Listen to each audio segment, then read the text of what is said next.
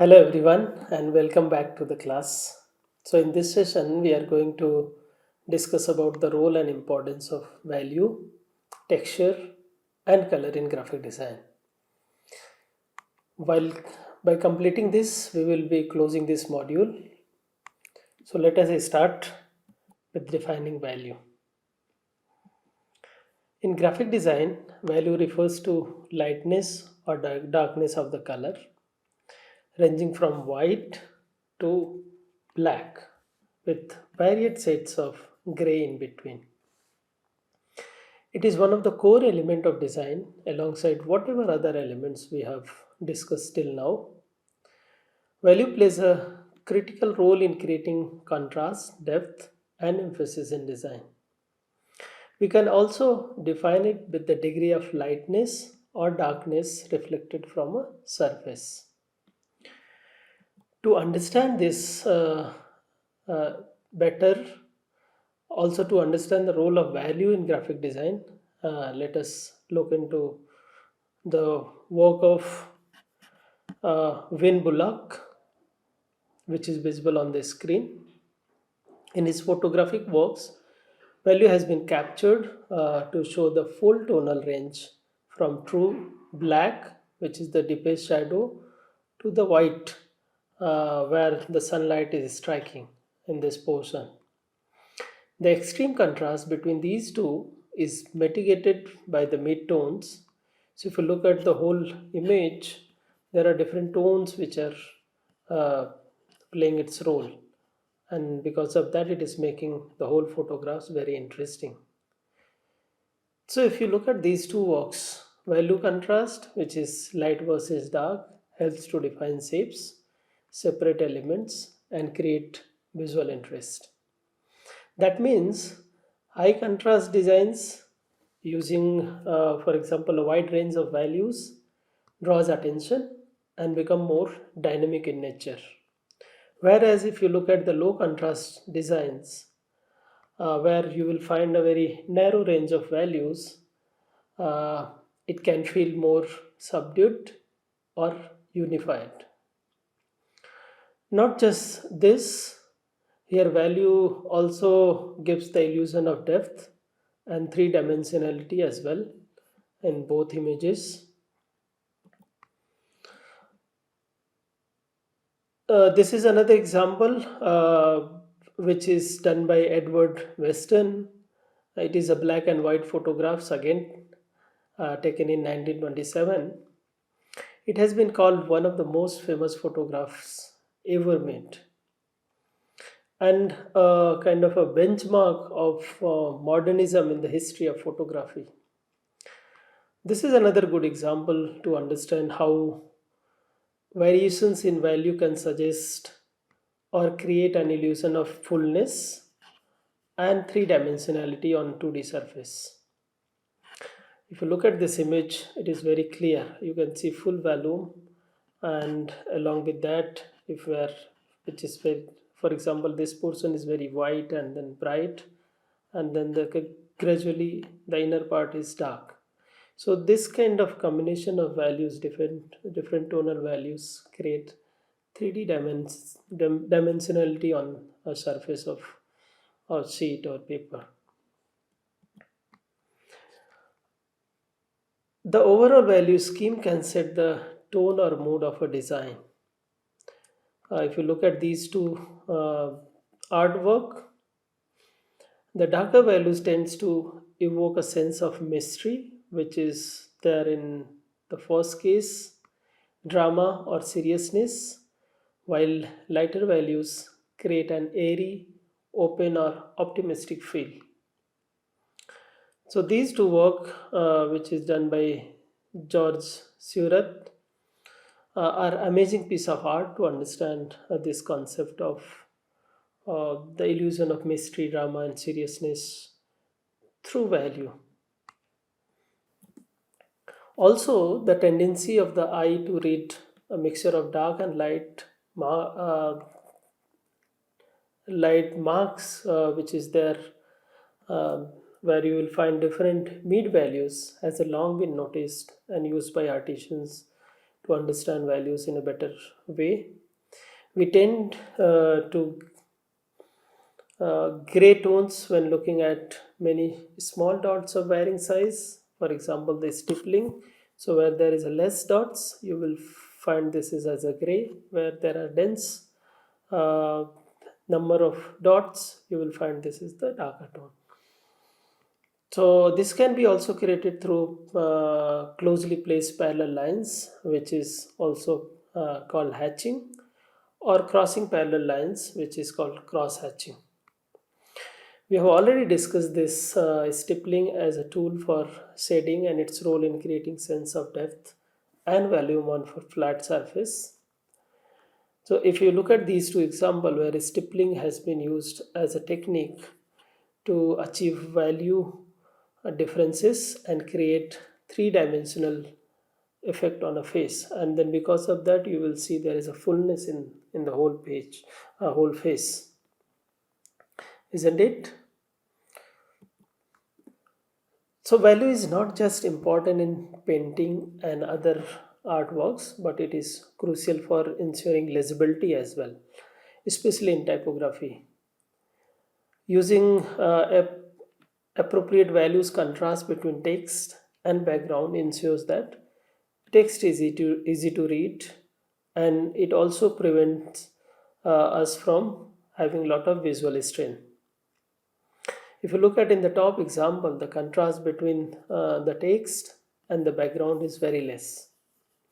And because of this, it is hard to read the text. Whereas if you look into the bottom part where the contrast is very proper, and because of that, the legibility of the text on the screen is really good. So one can easily read. So this kind of understanding has to come when you're working as a graphic designer. Then only you will be able to differentiate the element, highlight the element in whole composition. And accordingly, you will be able to create emphasis and impact.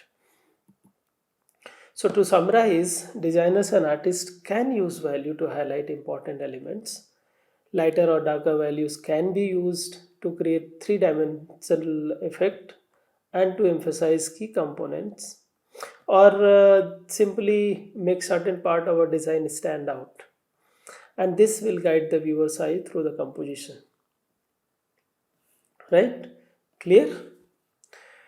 Now let us discuss and see how texture contribute to graphic design. Till now we have seen so many examples where texture has been playing its role in creating visual interest and emphasis in design artwork. Also, we have discussed many techniques such as hatching, cross hatching, stippling, etc., where those techniques helps to create different kind of visual texture. So this section, this part will focus on understanding texture. Let us continue this. So in everyday conversation, texture means the sensation we get by touch. If I'm touching my body, if I'm touching some, for example, if you're touching a wall, the texture might be rough. If you're touching a silk fabric, it will be soft and then glossy. So it depends how we touch and feel, right? So for example, if you turn your hand on a sweater, which there's in real and actual world, its surface may feel very hairy, rough, smooth, or coarser depending on the quality of wool or kind of weave and finishes it has. And this is how we touch and feel the texture.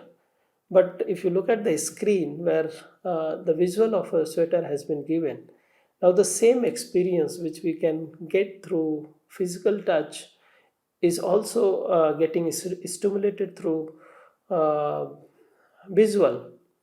So just by looking at this image, we can feel like this part is very coarser or rough, this part is smooth, and so on and so forth. So this is what many times textures, these visuals have a effect in terms of creating this sensation of texture, and then accordingly they communicate different kind of mood and emotions as well. So if you look into the graphic design, we just see things, and accordingly it evokes feeling and emotions, and it is exclusively based on visual elements.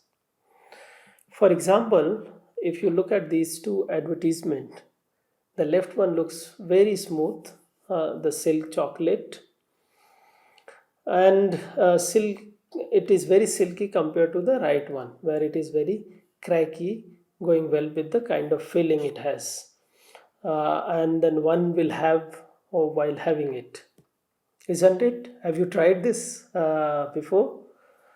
But both kind of feelings here are obvious because of the visual texture. So how we can define visual texture?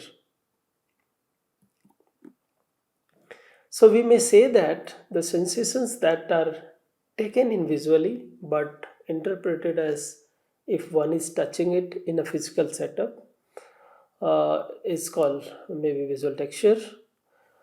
And in graphic design, visual texture refers to the simulated appearance of a surface, any surface physical quality, giving the impression of texture through imagery rather than an actual tactile feel which you will get in a physical setup, right? So, for example, if you look at these three images, a photo of wood grain, stone, or a fabric can create the illusion of when you are looking at wood, it might create illusion of roughness. If you are looking at a stone which is on the screen, it may give you a sense of smoothness. Or if you look at this fabric, it can give you a sense of softness. And this is happening without being physically touchable. So the visual texture adds depth and richness to flat composition as well, making design more engaging and more powerful. Similarly, in this painting, a portrait of Mrs. Thomas, created by um, John Singleton using oil and canvas. So this is a painting, right? And it has been done using oil and canvas. So one can feel the material of the dress, such as satin, lace, and brocade as well. But these are just the visual sensation and call it what we call it simulated texture, which is created by the artist using a different medium. So here it is oil on canvas, but this can be created through other different medium as well. Similarly, similar to this, artists may they have many ways of applying paint, ink, or pencil to simulate texture. If you touch the painting by hand, the canvas may feel like flat and slightly rough, but visually it is uh, overall giving a different kind of feeling and sensation, right? So that means that whatever feeling we are getting through visually may not be perceived the same way when we are touching it physically. Just the example we discussed, right? If you touch the canvas and this painting as well on the screen, the canvas might feel rough, but when you are looking at visually, the satin fabric has been rendered very interestingly. So you can just feel the softness uh, and then silky aspect of the fabric. Another thing, this is another example to understand it in a better way. So visual texture can make a flat two-dimensional design feel three-dimensional by stimulating real surface, and this kind of realism helps capture attention and draw the viewers in, adding a sense of immersion. So it might, by line drawing, it might look very flat and 2D, but once you put texture through any technique, either shadow or maybe hatching, cross hatching, or stippling, immediately the whole art form transform into a 3D, right? Different textures evokes specific emotional responses as well. For example, a rough, grainy texture might feel rustic or rugged, while a smooth and glossy texture can convey softness, romance, and silkiness. So designer uses they use visual texture to create ambience that complement the theme and brand image. So if you look at the first film poster of Diwar, where Amitabh face has been shown. Uh, so the rough texture has been used to reflect the angry young man persona of the actor. Whereas in the second poster, which is Kagaz Ke Phool, uh, the meaning is exactly opposite, right? And it is more about romance, caring, love, and softness.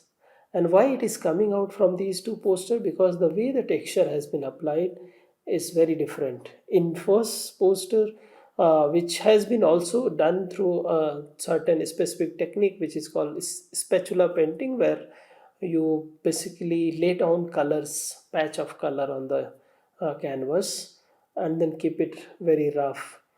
So that's how the whole the idea of having the emotion of angry young man persona, or the rough character has been brought out from the style and then the technique which has been used. Whereas in the right side, in Kagaske full, the treatment is very smooth. The color is has been used in similar way. The grains are very smooth, and probably because of that, it looks very romantic, cool, and very caring as well. Another thing is texture are not just created by colors, pen, pencil, or anything else. But this can be also done by repeating different design elements. And then one example which is visible on the screen, where one simple motif is getting repeated, and accordingly you see texture on the screen, right? Or texture can be created through letters as well. Different fonts and typefaces may result in different kind of texture. As visible on the screen, three different fonts create three different types of texture. Right? In first one, it is Meriwether is has been used. Second one is Roboto, and then third one is Amatic. And if you look at the screen, each has different texture and different contrast to this. Accordingly, different contrast to the background. So this is why when a font is ready, a typeface is ready, it is composed on a page in different point sizes to check what kind of texture it creates. And this is also becomes a very important part of testing of any font, new font. This is also an example of creating texture using letters, and this we already seen during our discussion online. Just kept you for your understanding that uh, only those technique like shading and then hatching or cross hatching or stippling are not only the way to create texture, but there are multiple other ways, by repetition motifs, by repeating of letters and then different strokes, we can also create very interesting texture. One can also use rubbing and transfer technique to create textures as well. This is one example. So that means there are different ways, right? And one can choose a specific technique depending on what kind of impact is required and what kind of meaning has to be communicated, right? So that means if you remember, we talked about the wise choices. So designers should make a wise choice in terms of selecting the design element and working on a composition. So your choice should be appropriate when you are uh, picking any kind of texture to create certain kind of impact, and it has to be driven by the kind of project you are working, the kind of audience you are dealing, the kind of material you have. All these are going to help you out to understand this, right? So I hope by now you will be able to select appropriate texture in your artwork or design to suggest three-dimensional aspect and convey different emotions as well.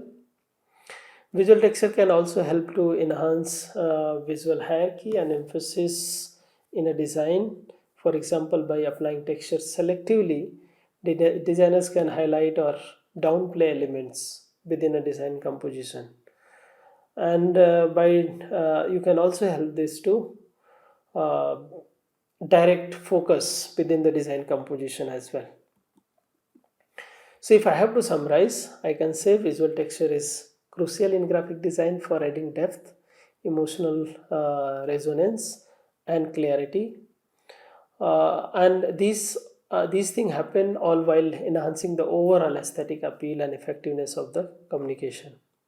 It allows designers to convey physical qualities and sensations which enriches the viewer's experience. I would suggest you to start with simple techniques such as using lines or dots to create texture, and later, once you understand the color, you may further explore this in a very different way. Okay, so we will stop here, and in next video we will again come back and then discuss the color.